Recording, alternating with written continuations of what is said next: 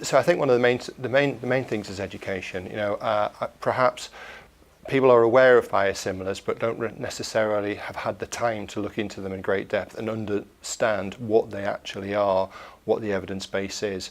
But I think it's reassuring that in the UK, NICE, the National Institute of Clinical Excellence, has already said that all of its guidance on originator molecules applies to biosimilars. They've accepted that biosimilars are therapeutically equivalent, and indeed NICE in their medicines optimization guidance have recommended that trusts and the NHS needs to use them.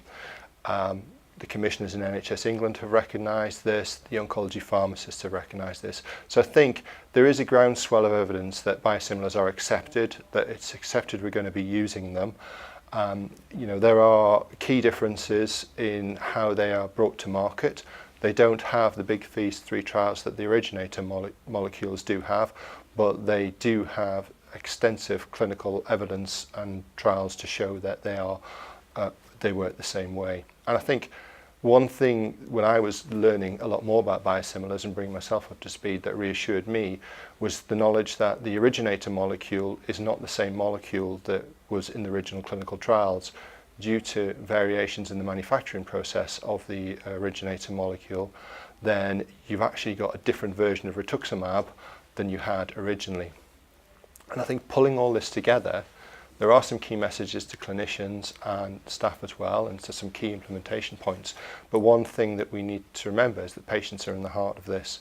And I think we know that there's financial pressure in the NHS. We have a fixed drugs budget that isn't going to grow. So I think probably that the headline message for people to be aware of is that by implementing biosimilars, we will save the NHS a significant amount of money, and this then creates the headroom that we're all going to need to use new medicines and new technologies as they're developed. So essentially, by making the most of the opportunity of biosimilars, we're safeguarding our ability to commission new cancer medicines. So I think that's the first message to sort of bear in mind. The second is from a patient perspective. I think we have to make sure that we educate patients, then know that they are getting a medicine that is therapeutically equivalent. Because I think it's natural that you think if you have a medicine that's perceived to be cheaper, you will think, and patients think, is it as good?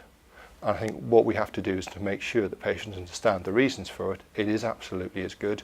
They are going to be getting as clinically effective medicines, and actually by doing this, this is helping them potentially in future when they may need new medicines that we currently couldn't afford.